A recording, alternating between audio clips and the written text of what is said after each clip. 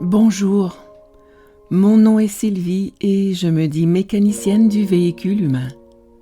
Je raconte des histoires, la mienne, les tiennes, et je t'offre des visualisations afin de toucher et amener à une guérison ton cœur, ton corps et ton âme.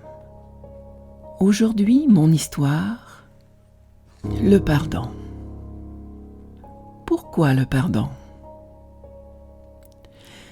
Qu'il soit dirigé envers quelqu'un, une situation ou nous-mêmes, le pardon est simplement une question de voyager plus léger. Quand une situation ou une personne envahit ta vie et tes pensées, que tu te sens submergé par des émotions négatives, et avant d'entrer dans une spirale de tourments, il est important de considérer pratiquer le pardon.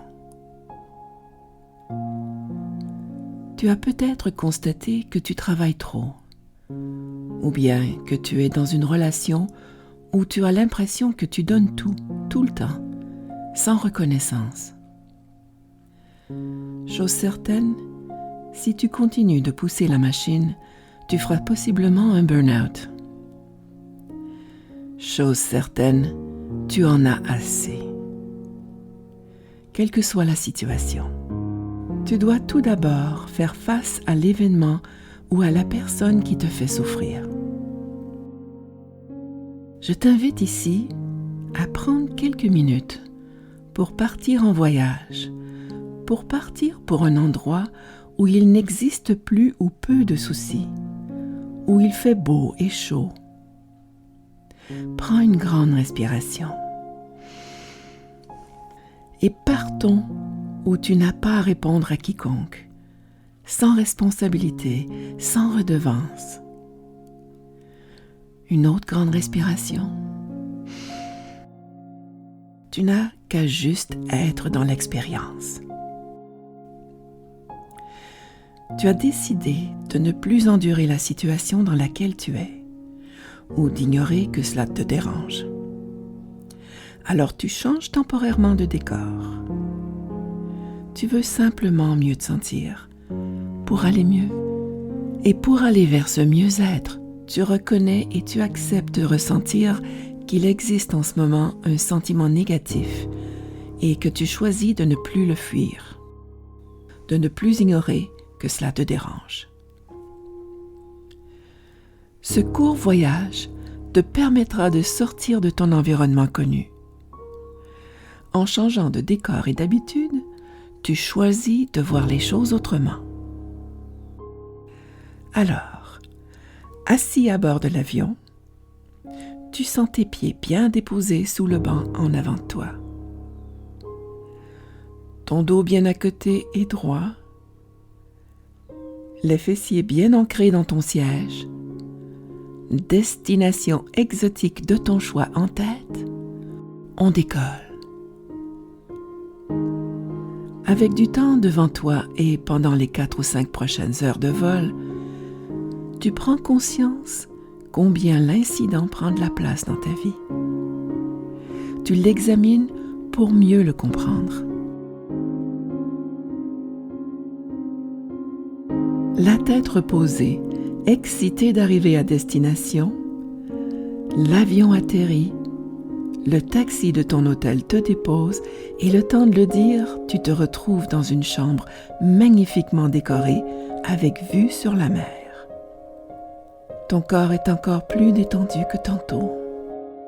Tu déposes tes bagages et tu t'étends sur le lit pour y chercher son confort et tu t'endors. Le lendemain, tu décides de prendre une marche pour visiter les lieux, prête à découvrir de nouvelles choses. Tu les regardes objectivement, de tous bords, tous côtés, en acceptant simplement ce qui est. Tu observes certaines choses que tu n'avais jamais vues auparavant,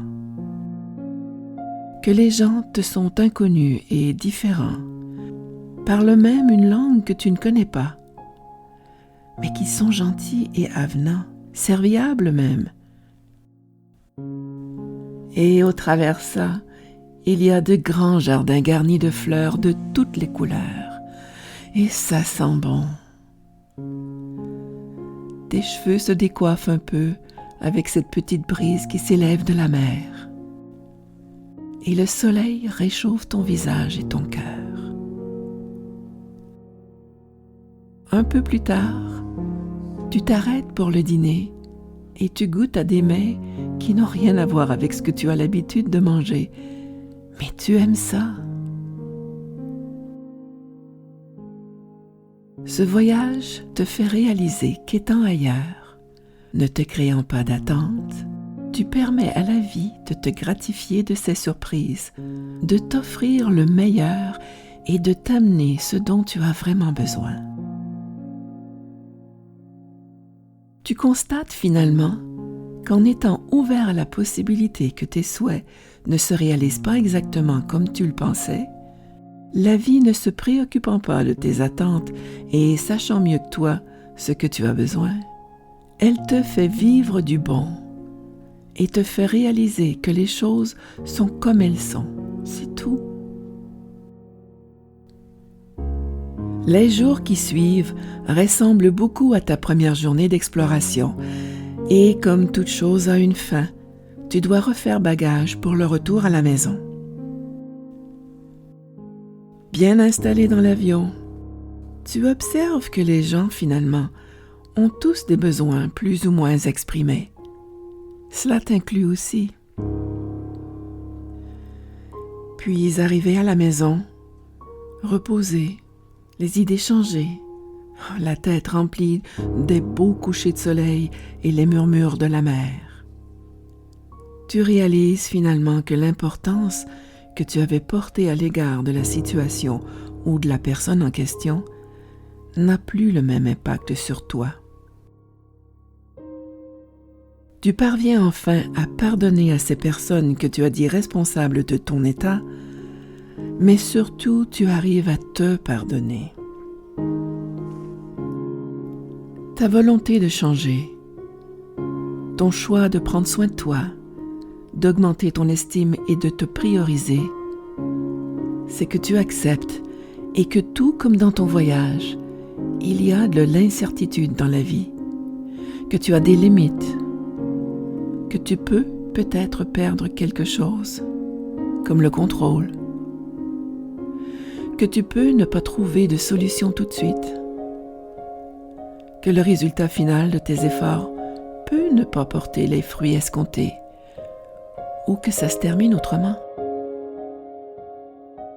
En d'autres mots, tu acceptes l'imperfection et que c'est correct ainsi. Tu pardonnes aux autres ce à quoi tu t'attendais, mais plus important encore, tu te pardonnes que ça ne se passe pas tout à fait comme tu le pensais. Quand les choses ne vont plus et que tu souhaites voir du changement, que ce soit pour prendre soin de toi ou que tu n'es simplement plus capable de vivre d'une certaine façon, quelque part, tu acceptes de toucher à ta vulnérabilité et ton humilité pour t'allier à ton courage. Ton courage de voir et faire les choses autrement et de vivre le moment présent. En ce faisant, tu fais preuve d'une grande force mentale et le rééquilibrage de tes pensées saura faire briller ta résilience.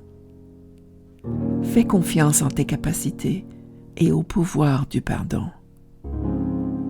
Tu gagneras en paix d'esprit et tu voyageras plus léger.